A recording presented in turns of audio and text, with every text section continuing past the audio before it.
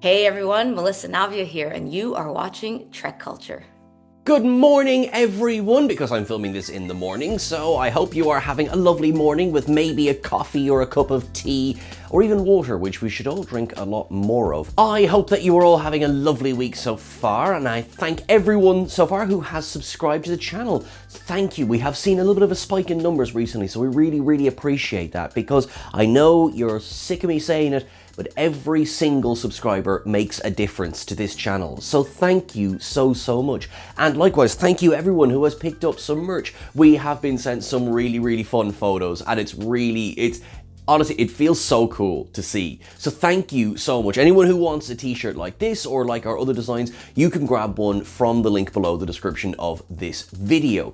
Now, Malcolm McDowell is currently doing the rounds as he does the press junket for his new film A2, which focuses on a production of the Shakespeare play Julius Caesar. Now, of course, Malcolm McDowell is no stranger to Shakespeare at all, which ties very directly into what we're going to talk about. He did an interview with the platform Polygon, and as part of that interview, he discussed his career from things like A Clockwork Orange right up to A2, but then there was a kind of an important thing there in the 90s. You might have an idea what I'm talking about. Do you remember when he killed Captain Kirk? Yeah, Malcolm McDowell. No, not his character. Malcolm McDowell specifically killed Captain Kirk.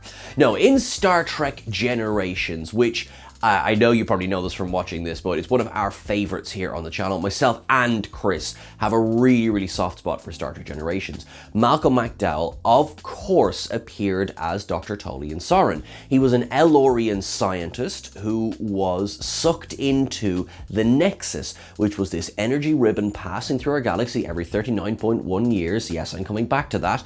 That was also a gateway to a place that was like being inside Joy, as it was described by fellow Elorian Guinan. The main thrust of that film, I feel like I'm explaining, I know you know it, okay, really kidding. Main thrust of the film, Sauron wants to get back to the Nexus. This takes him across, he goes the long way around, but takes him across two time zones.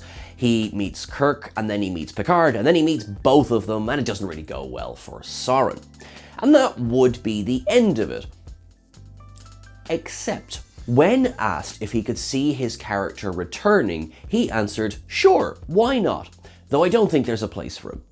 So you might be thinking, really, Sean? I mean, where are you reading into it in that? It is, however, just the latest in a series of ideas that could coalesce into Star Trek Legacy. If you go back to Picard's third season, showrunner Terry Matalas deliberately included James T. Kirk's body at the Daystrom station because he was not satisfied with how Kirk went out in Star Trek Generations. Nothing's really happened with that since, because we have not yet had a continuation in the short term of what happened after Picard's third season.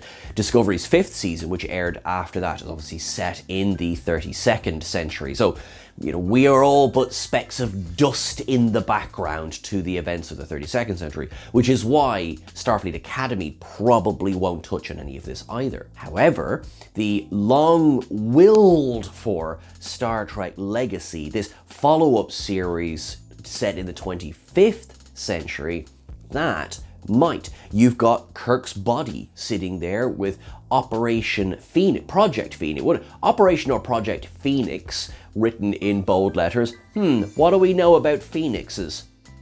We know that William Shatner spoke about being sent scripts to do something. It's delightfully vague. We don't know what it is. And we know, of course, that Patrick Stewart has talked as well about a script doing the rounds for potential spin-off movies. Although Picard, the series, has ended now at this point, it left quite open-ended with Jerry Ryan's Captain 7 of 9 and Michelle Hurd's Commander Raffi Musiker commanding the USS Enterprise G. So, this Star Trek Legacy hope could pick up on this idea, and particularly because of the timing of it all. Picard Season 3 is set in 2401. If we did a little bit of a hop and a skip with time to 2410, which would give the Enterprise G a few years to be in service. It would give Seven time to cut her teeth as captain of a vessel. It would also coincide with the return of the Nexus to this part of the galaxy. Star Trek Generations was set in 2371.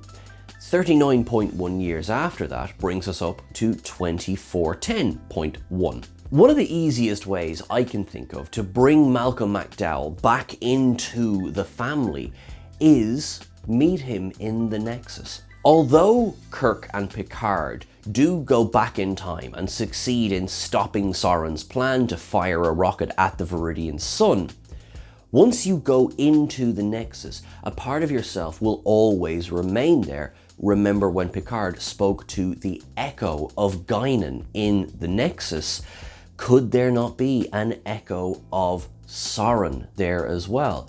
I think, well, there has to be by film logic. So straight away, there is a role that is tailor-made and ready to go. How does this version of Soren feel?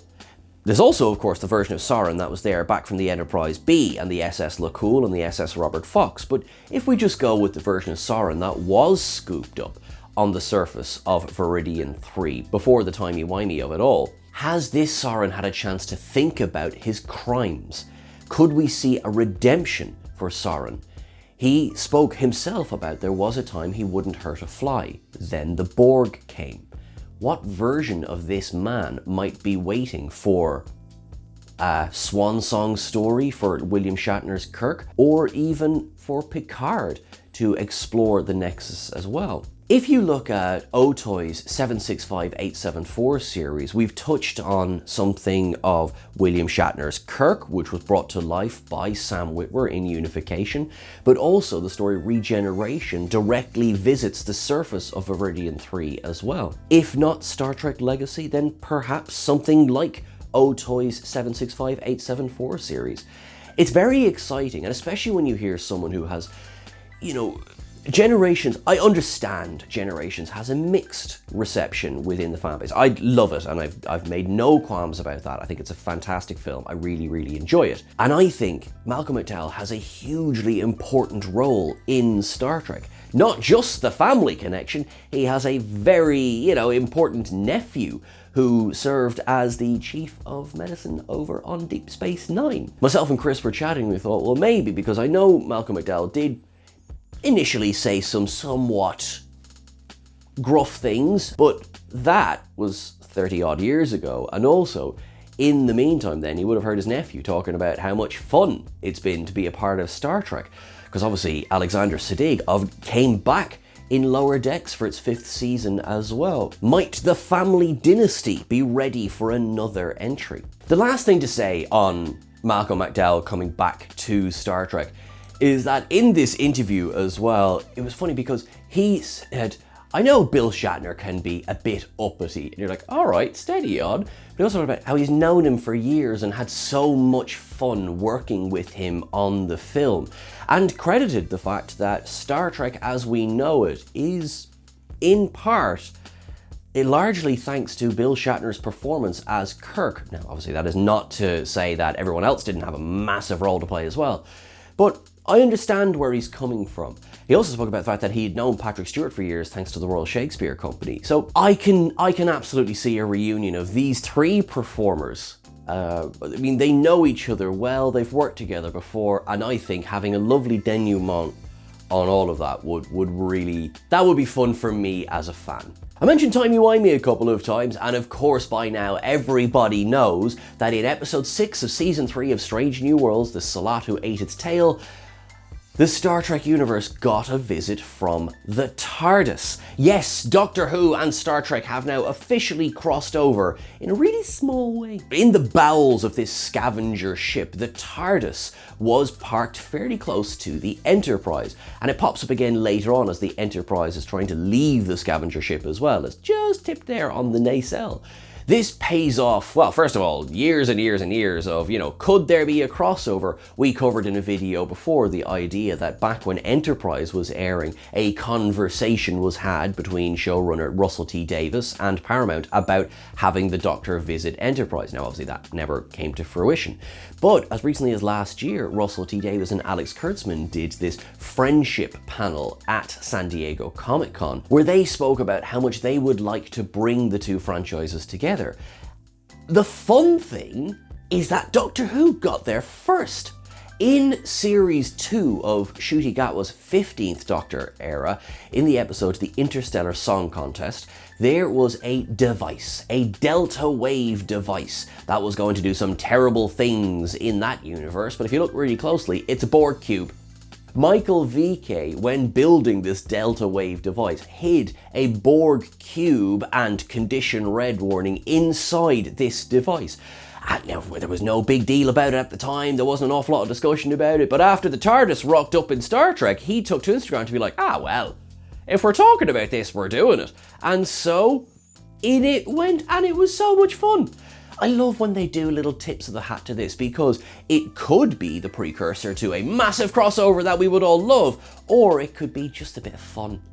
Either way, it's been a hoot seeing the reactions online, seeing the very fair ribbing myself and Ellie have gotten over. So you literally do a Star Trek channel and a Doctor Who channel, and you didn't see a TARDIS. To which we say, fair.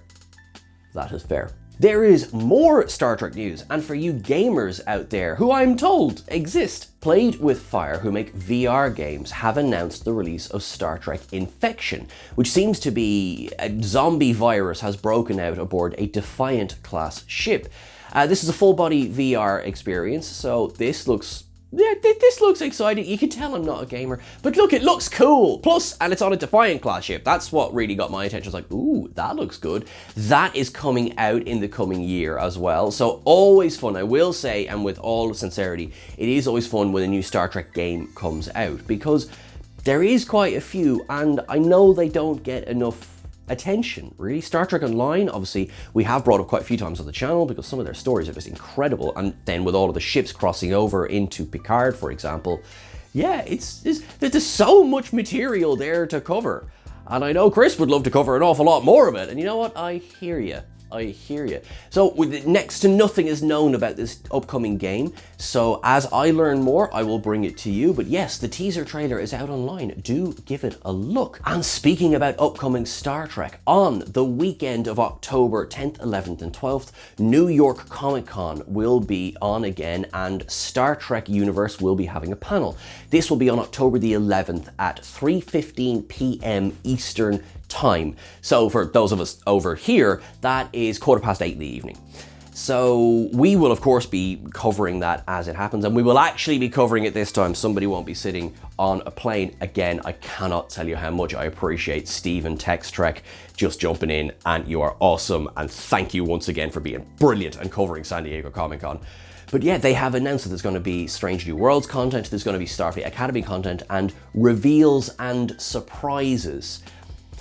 I'm expecting probably a full trailer for Academy and maybe a teaser or a clip from Season 4 of Strange New Worlds. This will be after the end of airing for Season 3 of Strange New Worlds, which of course is currently airing now. As I record this, the next episode to release will be Episode 7, What is Starfleet? Early 2026 is Starfleet Academy, so we've had the teaser, probably going to get a trailer. That would be my expectation. What's also very important to note is that as great as San Diego Comic-Con was for clips and things like that, this will be the first official panel after the merger has settled. So the merger is now settled, Paramount is now a Skydance corporation, David Ellison is now CEO, so it means that they will be in a position to start approving things as well. You know, we recently covered the fact that the new drive for Paramount is theatrical content, but that Star Trek TV and film is a priority. I think we might get some announcements, whether it's Tawny Newsome and Justin Simeon's spin-off sitcom show. That would be good to hear anything, because I really haven't heard anything about that since it was first teased back last year. Or there could be something else altogether that we've not even heard of. There is, of course, this prequel film involving Toby Haynes of Andor fame. Someone asked me recently, isn't a prequel to the Kelvin era, if you like. Someone asked me recently, like, isn't a prequel to the Kelvin era Prime? Because it would have to be Enterprise era. And you know what? You're right. It would be. So nice, could you film in the Prime universe? And of course, the long-touted Star Trek 4. Simon Pegg talked a little bit about what he would hope for that at Star Trek Las Vegas recently. So there are ideas up in the air. As I mentioned earlier on, William Shatner spoke about a thing that may or may not be coming for the 60th anniversary. Obviously, listen, I would give my left foot if we could get all of the captains, all of the existent captains in a room together for next year. Oh, I just don't know. I'm trying to, I don't know what I wouldn't give for that. Give us a version of the captain's table or something where they can speak to all of them. And yet, because that recent Academy teaser saying Ben Sisko never made it home, don't do that, please. Please give us more Sisko. That would be awesome. But please give us anything. I'm looking forward to it. We will also, by that stage, because on September the 8th as well, the Khan audio series will begin dropping on Mondays. It starts on the 8th and will run for 9 weeks on Mondays. So I'm really excited to see, first of all, what that's going to be like. I mean, we have George Takei and Tim Russ coming back to Star Trek to do this, so that's cool. Will this lead to more? Do we have more audio series in the offering? We probably don't have long treks. We mentioned this in our last news video, that the focus now seems to be moving away from streaming movies. They did also talk about how they want more series. Now, well, they didn't say Star Trek specifically, they did say they want more series. So whether that's having Trek run longer rather than the now sort of 5-season standard, or having more types of Star Trek. I am as hopeful and ignorant as everyone else out there. But to sum up that a little bit, New York Comic Con Star Trek Universe panel, 3:15 p.m. Eastern Time, 8:15 here. We will cover it. We have Strange New Worlds is being discussed, Academy is being discussed, more reveals and surprises. I am looking forward to some news. I hope you are too. Folks, thank you so much for watching along. You are awesome. You are wonderful. Please make sure, as I say, you're subscribed to the channel. Please follow us on the various socials. We're at TrekCulture, at TrekCultureYT on Instagram. Until I see you again, look after yourself, live long and prosper. To everyone out there who's watching, stay safe. Know that you are loved. Know that we believe in peace throughout this world. That, at the end of the day, is the most important thing. You are awesome. You're wonderful. I'll see you soon. Cheers.